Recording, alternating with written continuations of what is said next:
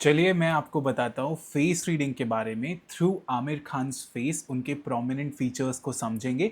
Just prominent because shorts में इतना नहीं हो पाता है यार। तो चलिए देखते हैं ऑन योर स्क्रीन। आप अगर फर्स्ट प्रोमिनेंट फीचर को देख पा रहे होंगे that is his very out angled years.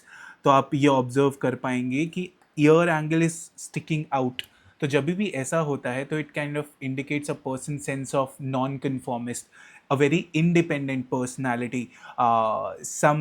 In some of the face reading books it is written कि ऐसे लोगों को अपनी आवाज़ सुनना ज़्यादा पसंद होता है and they don't want to be part of the group, they want to be the independent thinker and an independent force. तो ऐसे लोगों को थोड़ा group centric में रहना is something which they find it difficult, they want to be their own leader. Apart from that, अगर आप इनके eyebrows को देखोगे, they are thickish in nature, which again adds on to the aspect of wood element जो मैंने बहुत सारे videos में बताया है. बट अगर आप इनके आईब्राउज के एंड को देखेंगे that is kind of broadening up, right. तो Rosetree in her book the power of face reading वो कहती हैं कि जब आईब्राउज लास्ट में थिक हो रहे होते हैं तो it kind of adds on to the aspect of managerial mindset, और these people can finish things well, execute things well.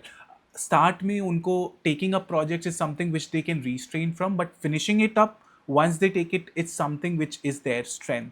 Apart from that, अगर आप इनके फेस का ट्रांसफॉर्मेशन देखो जो मैंने अगले पेज पे ऑब्जर्व किया है, आप स्ट्रेटिश फीचर्स देखोगे initially on his younger days picture, whereas in the later days these eyebrow strength has kind of, if you see here on the left part of his face, ये थोड़ा ऊपर है but ये थोड़ा नीचे है, and that is where the difference, जहाँ पे आप फेस को वर्टिकली ब्रेक करते हो बिटवीन द टू हाफ्स, आप ऑब्जर्व कर पाओगे.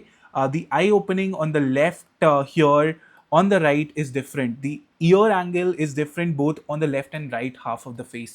उसका एक सेपरेट डोमेन है within the face reading, जिसमें कि लेफ्ट हाफ आपका पर्सनल लाइफ के बारे में बताता है, राइट हाफ आपका पब्लिक लाइफ के बारे में बताता है, basically how you want to be perceived with the world. अभी जब भी इसमें ज़्यादा वेरिएशंस होते हैं तो it can indicate that what you want to project to the outside world isn't something that you may be feeling, which of course can be true in the case of celebrities because उनको अपने बारे में पूरा बताना अच्छा नहीं लगता, and that is true in all of our cases as well where we want to hide our personal self, but this is something which indicates the difference. maybe एक longer video में मैं बता पाऊंगा ज़्यादा बेहतर से, but अभी के लिए इतना ही.